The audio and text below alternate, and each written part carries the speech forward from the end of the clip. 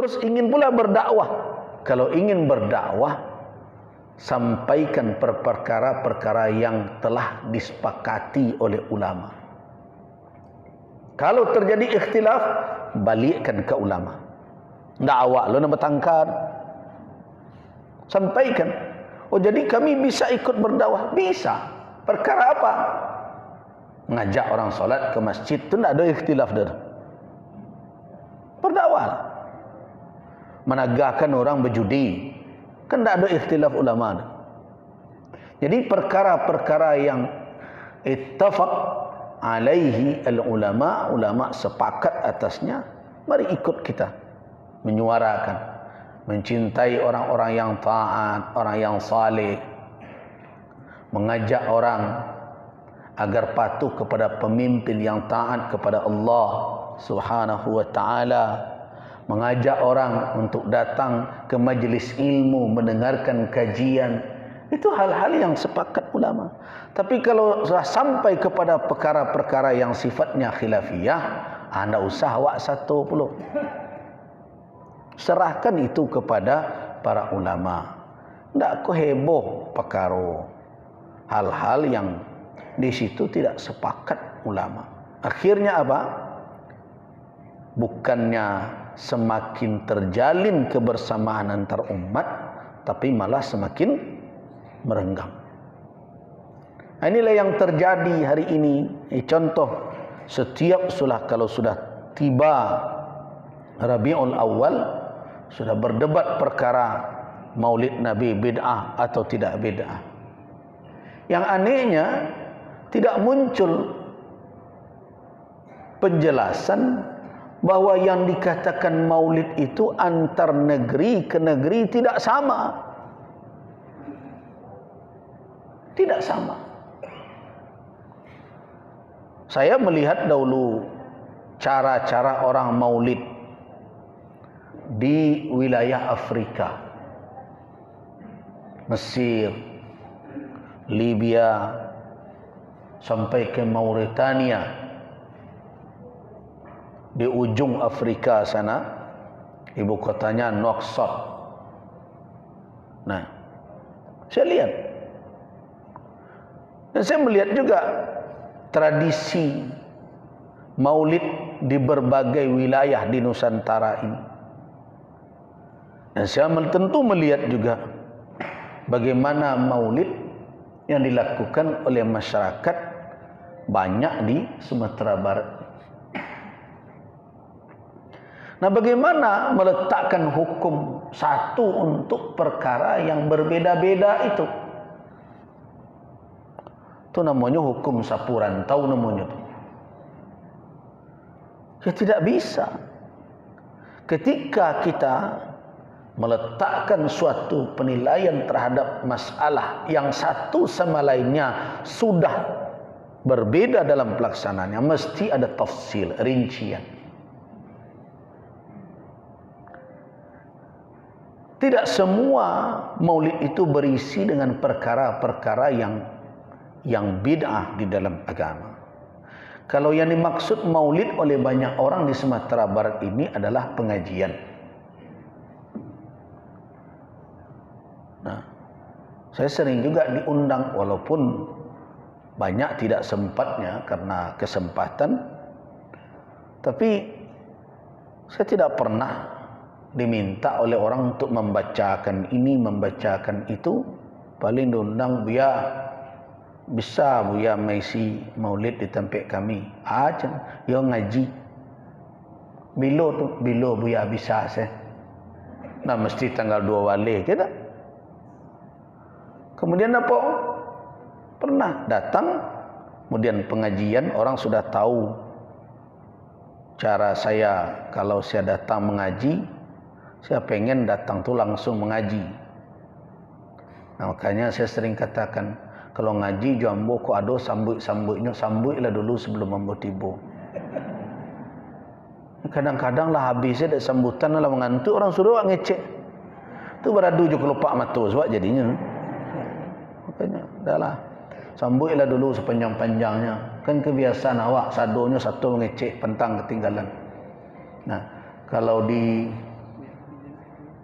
karena semua keluar, jadi tak ngomong sebentar ada yang. Oh iya. Bismillahirrahmanirrahim. Kami informasi kepada jemaah dengan nomor plat BH 1752 QD mohon kiranya untuk memindahkan tempat parkir karena ada mobil yang mau keluar. Sekali lagi kepada silakan. Mohon maaf. Oh ya. Baik, kita lanjutkan. Kebiasaan kita kan begitu. Kalau ada acara dari mulai atas sampai ke bawah bicara semuanya. Kalau di negara orang tidak, kalau satu pejabat sudah bicara, yang lain sudahlah. Nah, kalau kita enggak. Kalau hadir Pak Gubernur, Pak Wali Kota pantang enggak satu. Sudah Pak Wali Kota, camat nak menyelingki lah. Camat lah mengecek li negari.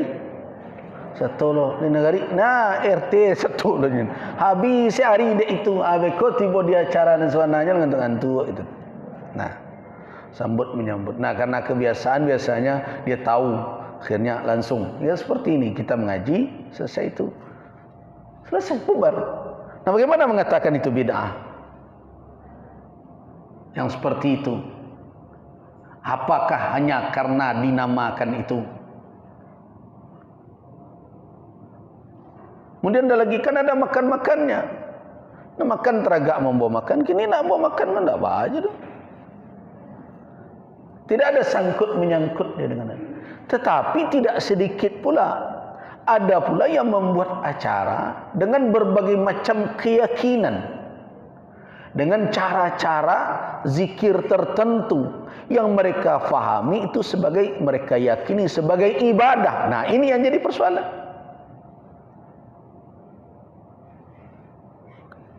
Yang tidak bisa kita jawab hanya dengan siapa yang melarang berzikir la ilaha illallah. Iya, tetapi bagaimana keyakinan saudara-saudara di dalam mengamalkan itu?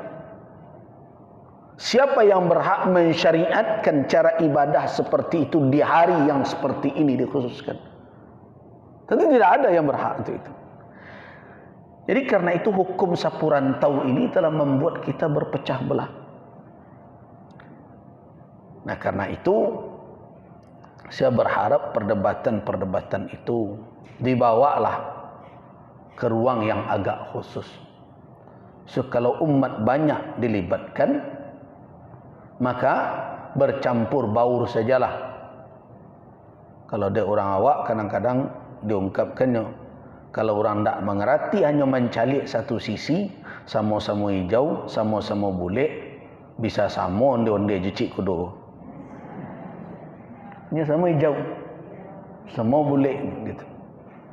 Nah, jadi karena itu perlu dibawa ke ruang tersendiri, saling memahami.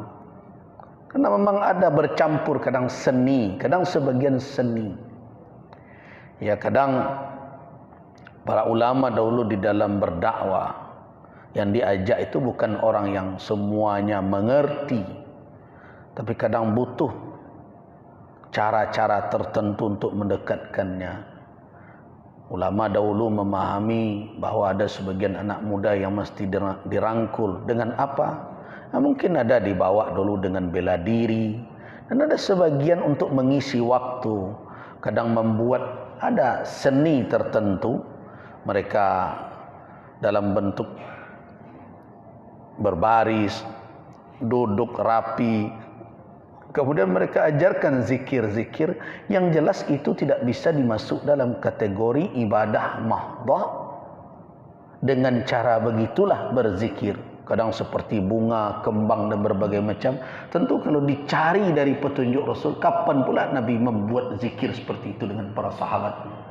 Tapi ketika kemudian generasi berikutnya menerima itu, mereka mungkin tidak menerima bahwa ini bukanlah ibadah secara khusus.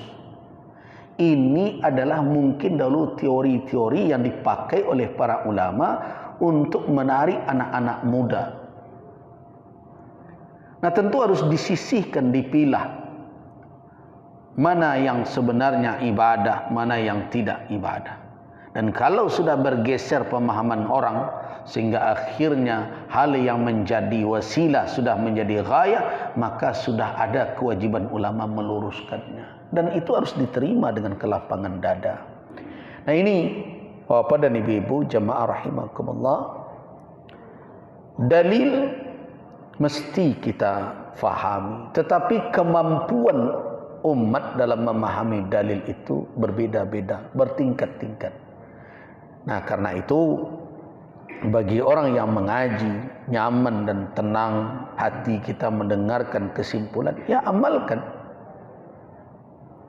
Tapi kalau kita tidak memahami latar belakang kenapa ustadz, buya, ulama itu menyimpulkan hukum itu, maka cukup itu untuk diri kita, keluarga kita dan orang-orang yang berada dalam tanggung jawab kita untuk mengarahkannya.